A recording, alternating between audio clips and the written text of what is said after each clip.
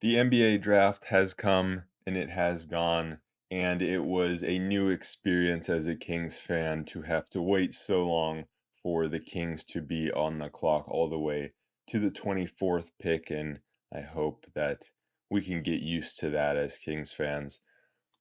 But we waited 3 hours, and then what does Monty McNair and the Kings front office decide to do? They decide to pretty much extend the waiting time for another week because they traded the 24th pick and Richaun Holmes to the Mavericks for cap space. Earlier in the draft, the Mavericks had traded Davis Bertans for a traded player exception, so Richaun Holmes fits into that exception. I still think they technically have to send us something. I don't think you can just do one-sided trades like that. I think we will receive like a top 55 protected second round pick or some rights to some guy overseas who's never coming over, probably would be my guess. But pretty much we gave up our pick and Richaun Holmes for cap space. And while a lot of people are never happy about trading a first round pick, especially when you don't get anything tangible back, at least right now, I think this signals a pretty exciting time that's coming for the Kings in free agency. And it's actually an exciting move, even though trading a first round pick for nothing doesn't seem like an exciting move at first glance.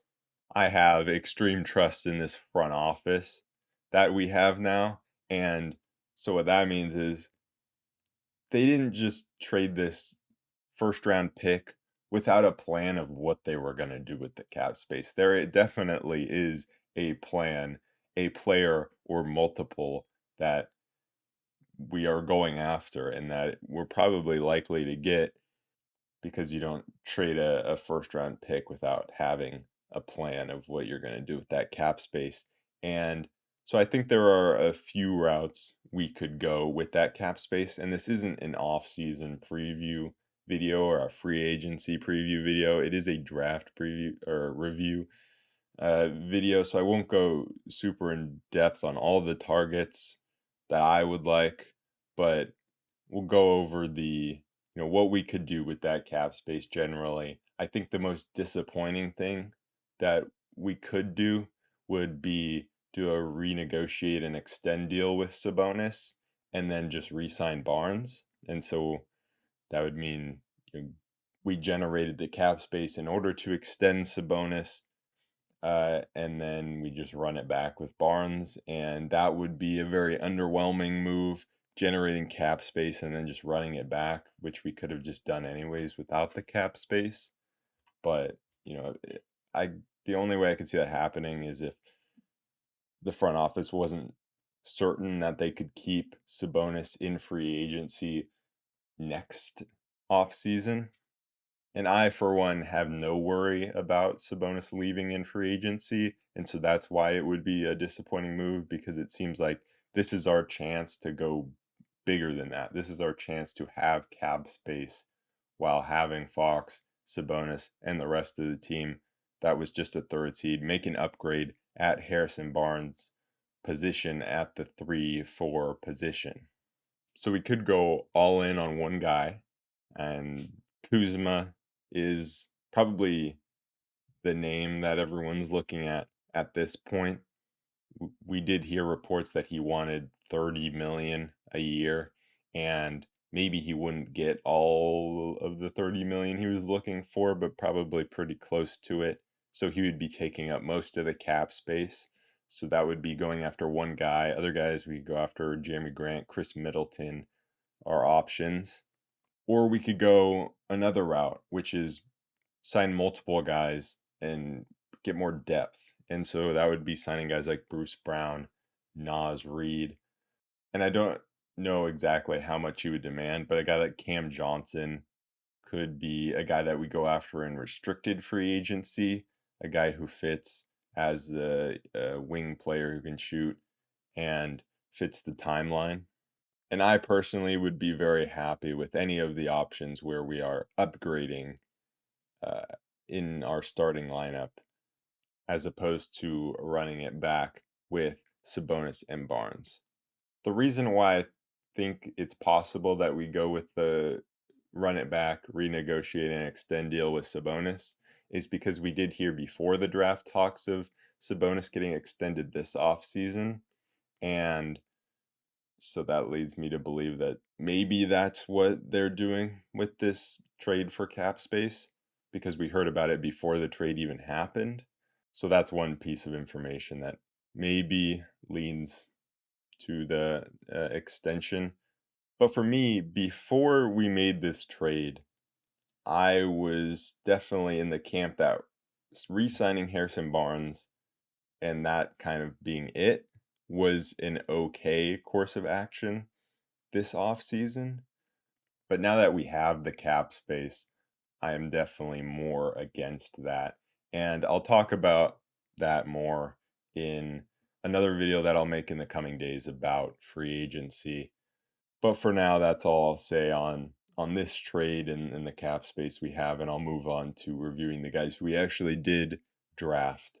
And so the next move we made was a move that made it easier to get over us not making a pick in the first round, and that's because we traded up for pick 34. We traded pick 38 and a future second. I believe it was to the Celtics, who had made a trade with the Hornets. So it was the Hornets pick, and then it went to the Celtics, then to us.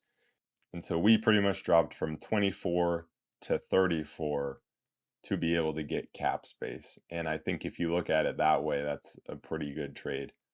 And we did pick Colby Jones with that pick. I saw him as high as 24 actually on some boards. I think on Draft Express consensus big board he was 25th on theirs.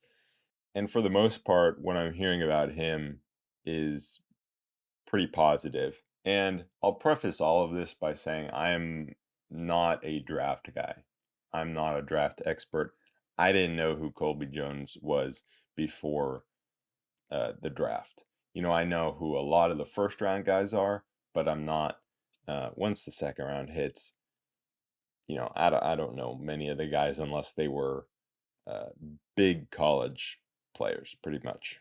And so what I've done is just read a lot of other people's opinions and watched some highlights and compile that information together for you guys.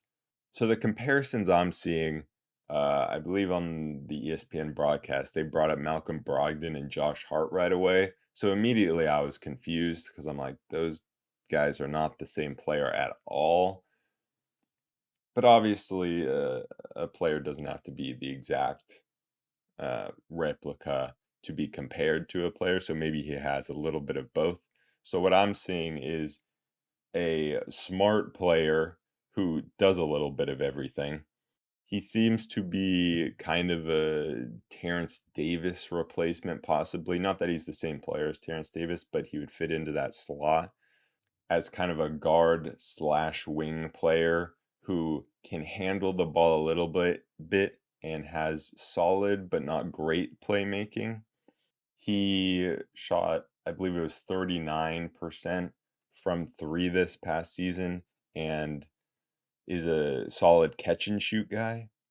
I've seen comparisons to Derek White, but I think the comparison from the highlights that I watched and the description that I got, the comparison that I saw that I liked the best was the comparison to Garrett Temple. And the reason for that is because Garrett Temple was a guy who could handle the ball but wasn't a true point guard and could defend, was big, long, and could just do a little bit of everything, was a solid rotational guy. And that's kind of what I'm seeing in Colby Jones is just that he's can do a little bit of everything. This past season in college was the first season where he shot well from three, and so that's a little bit of a worry that maybe he could regress Was he a one-hit wonder in the three-point percentage department? And I think that's going to have a lot to do in deciding whether he gets minutes and whether he stays in the NBA. Because outside of that, if he can shoot the three, it seems like he'll be able to stay in the NBA as just a smart player who contributes in a lot of the ways that you want guys who are rotational players to contribute in rebounding, in defense, and being a bigger guard slash wing player. For me, the best part, like immediately when I saw his um, height, is where I was excited because I'm like, this is a guard who's 6'6", and the Kings are not exactly the biggest team. Fox, Monk, Davion are all on the smaller side, and then Herder is 6'7", but not very strong. And then we had Terrence Davis, who was also on the smaller side for a two-guard slash wing player, and so that's where I think, uh, I'm excited for Colby Jones to fit in there. Like I said, this draft pick makes Terrence Davis coming back unlikely. And so I think the expectations and what I'm hoping from Colby Jones is that he can be like a spot rotation player where he's not consistently in the rotation like Terrence Davis was, but that he can come in and make an immediate impact in the NBA and be a guy who doesn't need a super long time to develop because that is kind of a Monty McNair special is older guys, which he is. I think he's 21. And so he kind of fits the prototype of Monty McNair draft picks of smart guys, smart older rookies. Moving on to the Kings' 54th pick in the draft, and that is Jalen Slawson. And Slawson is a guy who is also like pretty similar to Colby Jones in that, and just all Monte McNair draft picks. Another older rookie, he's 23 years old. He is a 6'7", 220-pound forward wing player.